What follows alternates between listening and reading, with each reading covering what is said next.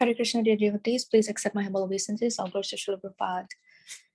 Namo Vishnu Padaya Krishna Prastaya Bhutale Srimati Bhakti Vedanta Swami Niti Namine Namaste Saraswati Devi Gauravani Pracharine Nirvisesha Shunyavadi Paschatya Desha Tarine Jai Shri Krishna Chaitanya Prabhu Nityananda Shri Advaita Gadadhara Shivasadi Gaura Bhakta Vrinda Hare Krishna Krishna Krishna Hare Hare Hare Rama Rama Rama Hare Hare Jaya Jaya Sri Chaitanya Jaya Nityananda Jaya Dvaita Chandra Jaya Gaura Bhakta Vrinda Jaya Jaya Sri Chaitanya Jaya Nityananda Jaya Dvaita Chandra Jaya Gaura Bhakta Vrinda Jaya Jaya Sri Chaitanya Jaya Nityananda Jaya Dvaita Chandra Jaya Gaura Bhakta Vrinda.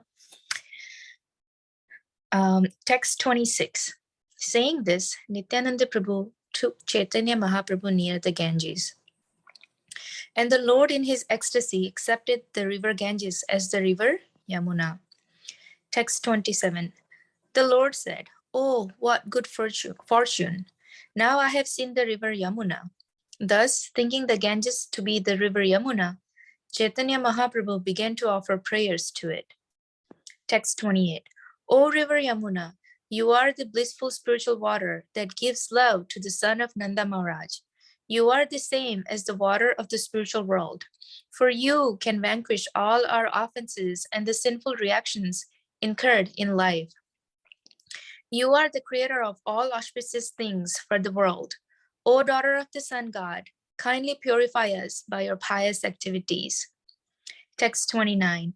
After reciting this mantra, Sri Chaitanya Mahaprabhu offered obeisances and took his bath in the Ganges. At the time, he had only one piece of underwear, for there was no second garment. Text 30. While Sri Chaitanya Mahaprabhu was standing there without a second garment, Sri Advaita Acharya arrived in a boat, bringing with him new underwear and external garments. Text 31. When Advaita Acharya arrived, he stood before the Lord and offered his obeisances. After seeing him, the Lord began to wonder about the entire situation. Text 32. Still in his ecstasy, the Lord asked Advaita Acharya, "Why did you come here? How did you know that I was in Vrindavan?" Text 33. Advaita Acharya disclosed the whole situation, telling Sri Chaitanya Mahaprabhu, "Wherever you are, that is Vrindavan. Now it is my great fortune that you have come to the bank of Ganges." Text 34. Sri Chaitanya Mahaprabhu then said, "Nityananda has cheated me. He has brought me to the bank of the Ganges and told me that it was Yamuna." Text 35. When Sri Chaitanya Mahaprabhu accused Nityananda of cheating him, Srila Advaita Acharya said, "Whatever Nityananda Prabhu has told you is not false. You have indeed just now taken your bath in the river Yamuna." Text 36. Advaita Acharya then explained that at the spot, the Ganges and Yamuna flow together. On the western side was the Yamuna, and on the eastern side was the Ganges. Text 37. Advaita Acharya then suggested that since Chaitanya Mahaprabhu had taken his bath in the river Yamuna and his underwear was now wet, the Lord should change his underwear for dry garments. Text 38. Advaita Acharya said, you have been fasting continuously for 3 days in your ecstasy of love for Krishna. I therefore invite you to my home, where you may kindly take your alms. Come with me to my residence. Text 39. Advaita Prabhu continued, at my home, I have just cooked 1 palm full of rice. The vegetables are always very simple. There is no luxurious cooking, simply a little liquid vegetable and spinach. Text 40. Saying this, Sri Advaita Acharya took the Lord into the boat and brought the Lord to his residence. There, Advaita Acharya washed the feet of the Lord and was consequently very happy within. Prabhu, can you scroll up? Text 41. All the eatables were first cooked by the wife of Advaita Acharya. Then Srila Advaita Acharya personally offered everything to Lord Vishnu. Text 42. All the prepared food was divided into 3 equal parts. One was arranged on a metal plate for offering to Lord Krishna. Text 43. Of the 3 divisions, one was arranged on a metal plate, and the other 2 were arranged on plantain leaves. These leaves were not bifurcated, and they were taken from a banana tree that held at least 32 bunches of bananas. The 2 plates were filled very nicely with the kinds of food described below. Text 44. The cooked rice was a stack of very fine grains, nicely cooked, and in the middle was yellow clarified butter from the milk of cows. Surrounding the stack of rice were pots made of the skins of banana trees, and in these pots were varieties of vegetables and mung dal. Text 45. Among the cooked vegetables were patolas, squash, manukachu, and a salad made with pieces of ginger and various types of spinach. Text 46. There was shukta, bitter melon mixed with all kinds of vegetables, defying the taste of nectar. There were 5 types of bitter and pungent shuktas. Text 47. Amongst the various vegetables were newly grown leaves of nimba trees fried with eggplant. The fruit known as patola was fried with fulabadi, a kind of dal preparation first mashed and then dried in the sun. There was also a preparation known as kushmanda manat chaki. Text 48. The preparation made with coconut pulp mixed with curd and rock candy was very sweet. There was a curry made of banana flowers and squash boiled in milk, all in great quantity. Text 49. There were small cakes in sweet and sour sauce and 5 or 6 kinds of sour preparations. All the vegetables were so made that everyone present could take prasadam. Text 50. There were soft cakes made with moong dal, soft cakes made with ripe bananas, and soft cakes made with urad dal.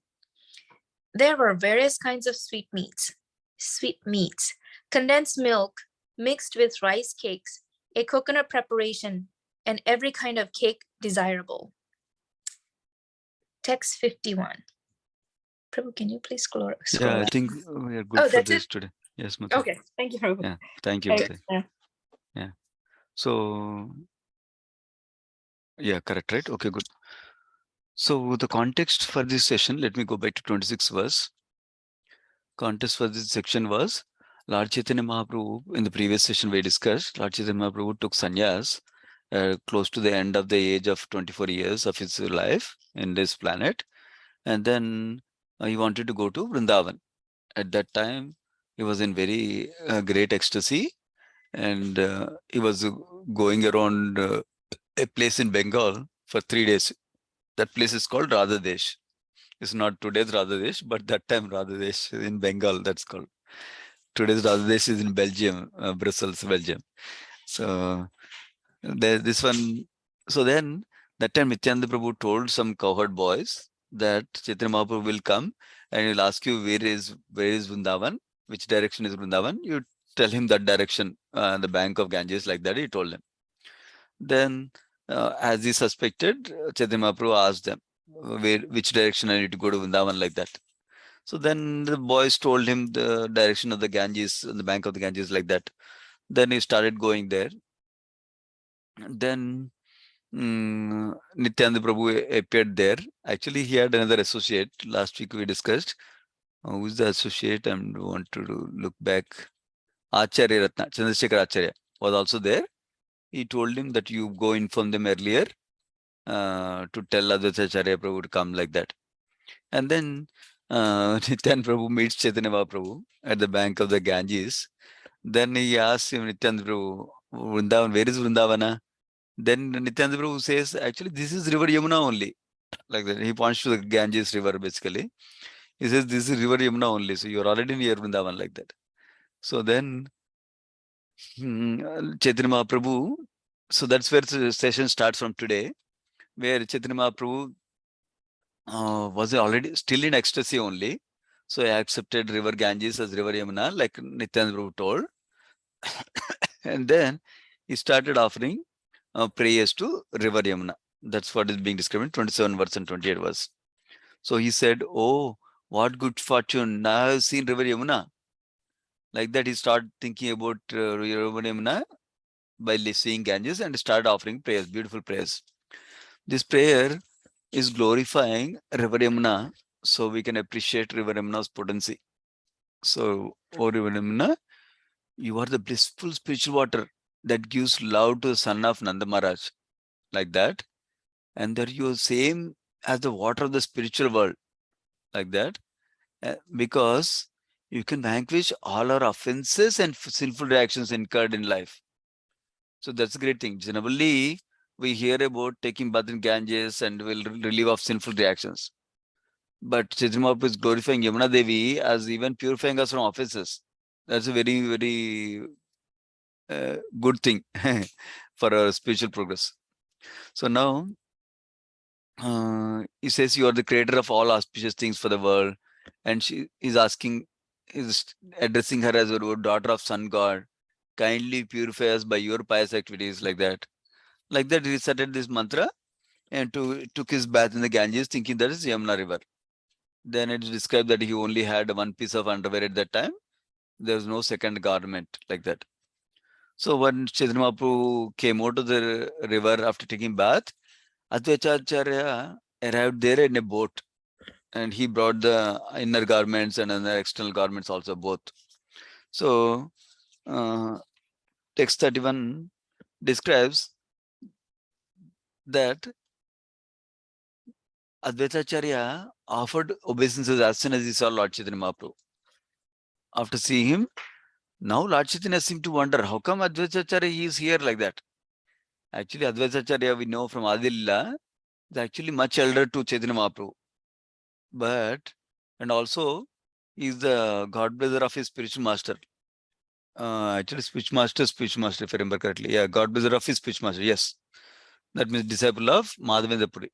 Chaitanya Mahaprabhu's speech master is Ishwar Puri, and his speech master is Madhavendra Puri, right? Advaitacharya is also disciple of Madhavendra Puri. So that's why he used to respect like speech master Chaitanya Mahaprabhu. But Advaitacharya, on the other hand, he was in the mood of service. He wanted Lord Chaitanya to say, stay in a superior position. So here he is offering his obeisances to him. So now, while in ecstasy, Chaitanya Mahaprabhu asked Lord Advaitacharya, why did you come here? How do you know that I was in Vrindavana? Because Lord Chaitanya believed Nityananda Prabhu's words. He thought he's in Vrindavana. So he's asking, why did you come to Vrindavana? How did you know that I'm in Vrindavana? Like that. Then Advaitacharya did not want to lie. He described the whole situation to Lord Chaitanya Mahaprabhu truthfully. He says, wherever you are, that is Vrindavan, which is true. Wherever Krishna is there, that is Vrindavan. Now it is my great fortune that you have come to the bank of the Ganges, he says. That means it's clarifying that it's the Ganges, not Yamuna, in one sense. But then Chaitanya Mahaprabhu says, Nityananda Prabhu has cheated me. He's brought me the bank of Ganges and told me that it was Yamuna. Now, interestingly, Advaita responds to that differently. He says, whatever Nityananda Prabhu has told you is not false. You indeed took bath in Yamuna only. How do they explain that? He says that at that spot, this happens to be from Prayag, it seems, that the Ganges and Yamuna flowed together, it seems. They joined together. That means on the western side it was Yamuna and the eastern side it was Ganges. So Advaita is saying, because Chaitanya Mahaprabhu took bath in the, on the western side, that is river Yamuna only. So he requested him, Lord, to change his clothes also. So now, yeah, that's done. And then that's how he resolved basically. That means Nityananda Prabhu is also true. And whether Advaita also is true in one sense. Because both Ganges and river Yamuna are there, both there at that place like that. Now, text 38, right? Yeah, text 38. There are not many purports here. There's a very little purport that I covered already in 36. So now 38. Advaitacharya knew that Lord Chaitanya was fasting for 3 days already, continuously. In the Krishna Prema that he has, he didn't know hunger also. So then he says, I want to invite you to my home where you kindly take your alms. Alms means like begging like that. In olden days, some sannyasis at higher level, they go home to home and take food like that. So then he's requesting him to come to Advaitacharya's home basically.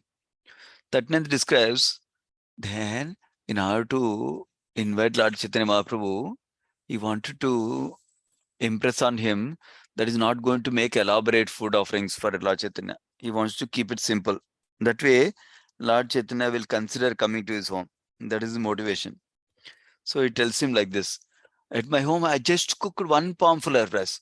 You can remember this because next time what you see later on is different. He just says, I cooked only one palmful of rice. And the vegetables are all very simple. There's no luxurious cooking. Simply a little vegetable, liquid vegetable, and a spinach. That's why he's inviting Lord Chaitanya Mahaprabhu, because Lord Chaitanya Mahaprabhu wanted to be austere himself. He did not consider himself Supreme Lord, right? He always wanted to consider himself as a sannyasi. So he wants to make sure sannyas vows are properly done, and then he doesn't take luxurious food like that. He wants to preach by example, not just tell something and do something else like that. So Advaitacharya, sorry, took Lord Chaitanya in his boat finally, and he brought him to Advaitacharya's home. Then Advaitacharya washed the lotus feet of Lord Chaitanya, and he was very happy within that Lord Chaitanya came to his home.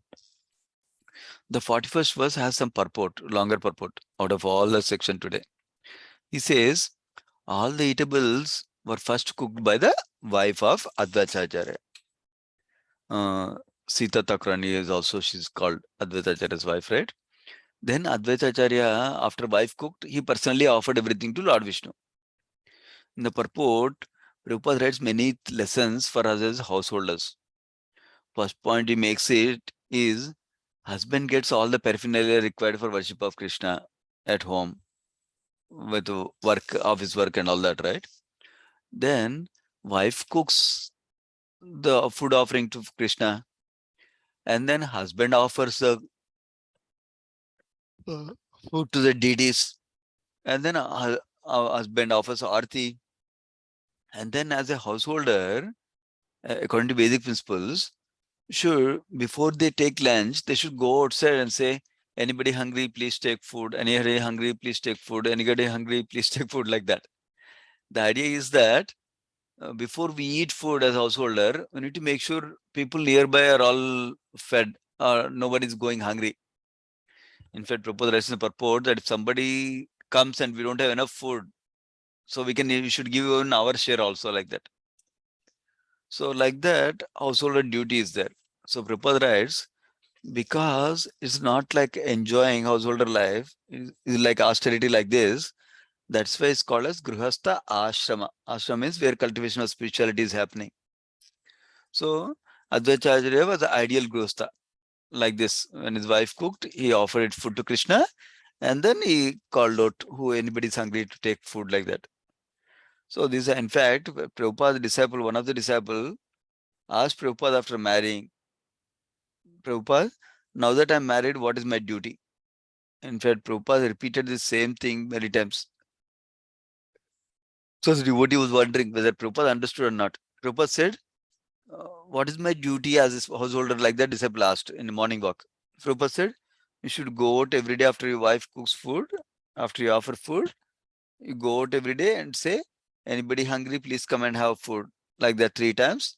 And then if somebody comes, you feed them, and then you can have your meal, like that. That's how Prabhupada used to tell also, this past time. Of course, he was telling direct instruction like that. In fact, that disciple thought Prabhupada did not understand, so he asked the same question at the end of the walk itself. Then Prabhupada responded with same thing, like that. So the principle to be taken here in America, of course, even if you call out, nobody knows, nobody can hear because nobody is there outside. So the principle is that householders should engage in prasadam distribution also. That is the principle we can take at least. And then we should not only think about our sense gratification, but we should see how we can help others also. There's a point being made principle wise. Now, so after Advaitacharya offered food to Lord Vishnu, they're giving more details are being given here. All the prepared food was divided into 3 equal parts. One part was kept on metal plate for offering to Krishna. Then other two parts were arranged on plantain leaves, it seems. Somehow is described the plantain leaves are not bifurcated. They're taken from a banana tree. I don't know what is the significance of the banana tree having at least 32 branches of bananas. I don't know what is the significance of that. There's no purport to this. Then the two plates were filled with kinds of food described below. This is the section. You can see Chaitanya Charitamrita, many sections have actually recipes. Recipes. One second. Is there a session going on today? Let me see. Today is Monday, right? Okay, here's a. Let me see. Vamsivadhan Prabhu is trying to log in to Zoom session. I'll just give him the code, so he can log in. Yeah.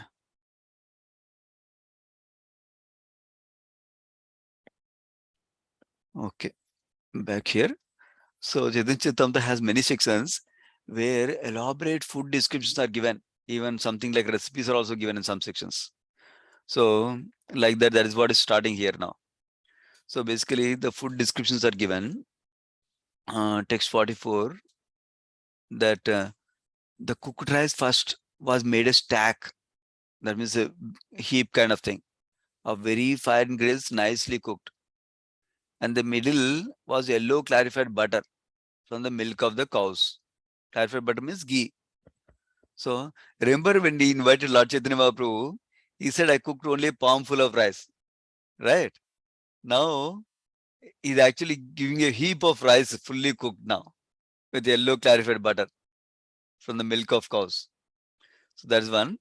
And then around the stack of the rice were pots made of banana tree skins, it seems.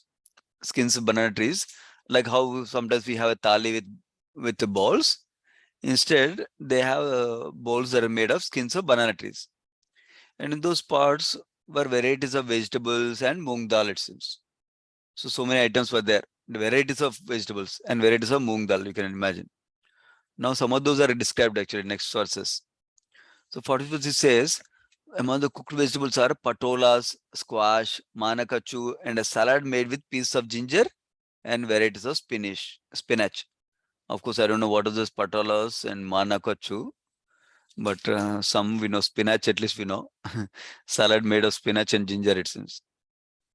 And then 46 describes, verse 46 also describes that there was sukta, bitter melon, mix. So what is sukta means is telling bitter melon mixed with all kinds of vegetables, defying the taste of nectar. And there were 5 types of bitter and pungent suktas.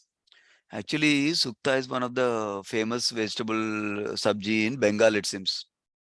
A long time ago, like 10 years ago, maybe 10, 15 years ago, when we went to one Bengali family's home, and they gave us sukta at that time. It's one of the favorite of Lord Chaitanya Mahaprabhu, it seems. Basically, it's slightly bitterish, and that's why it's saying bitter melon with mixed all kinds of vegetables like that. So it's like avial, but avial, you probably know avial is also a Kerala dish, I believe, that has lots of vegetables made, and they cook together. But this one has a bittery taste also because of the bitter melon like that. There are 5 types of bitter and pungent suktas.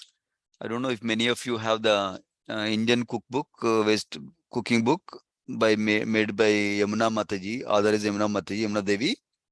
So she has several recipes of suktas, different kinds of suktas in that cookbook.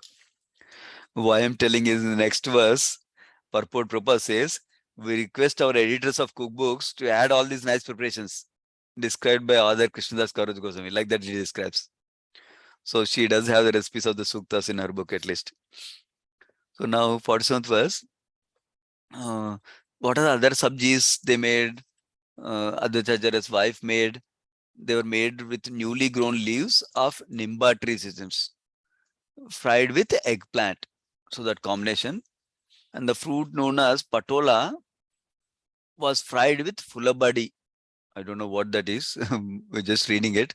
It says it's a kind of dal preparation, first mashed and then dried in the sun, it seems. Okay. So that's why that's some kind of dal preparation. There was also preparation known as Kusmanda Manachaki.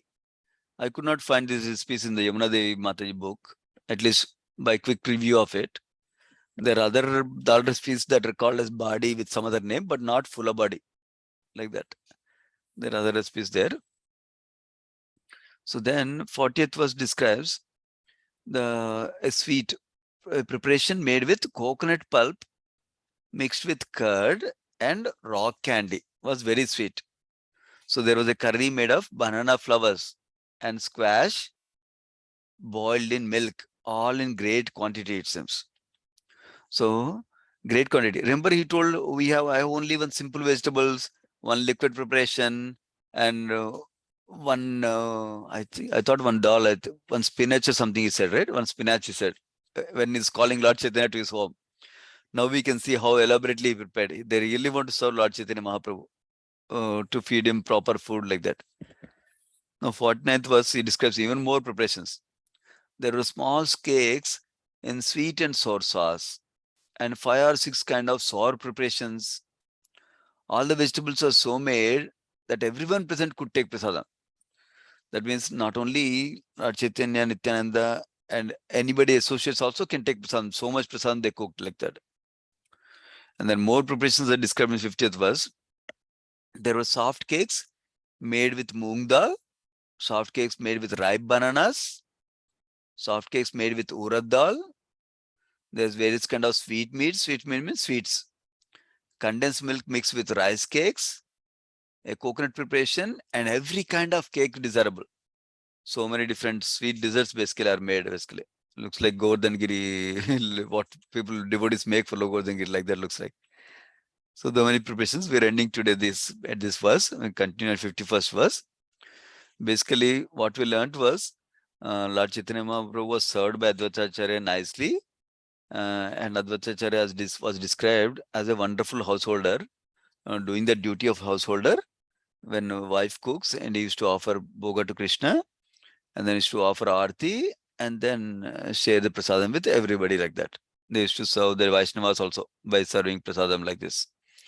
That's one principle we got. And then now, other thing we heard is how when he invited Lord Chaitanya Mahaprabhu to his home for food, and then they had so many preparations made out of love for Lord Chaitanya. His wife made it like that. So that is the other thing we are hearing. Yeah, we'll continue in the next session tomorrow from 51st verse onwards. Sri Chaitanya Chaitamrita ki jai, Krishnadas Kaviraj Goswami ki jai, Srila Prabhupada ki jai. Let's offer obeisance to devotees. Vanchakalpatarubhyascha kupasundubhyevacha paditanam pavanebhyo vaishnavebhyo namo namaha. Thank you so much, devotees. Hare Krishna. Thank you. Thank you. 9 to 5.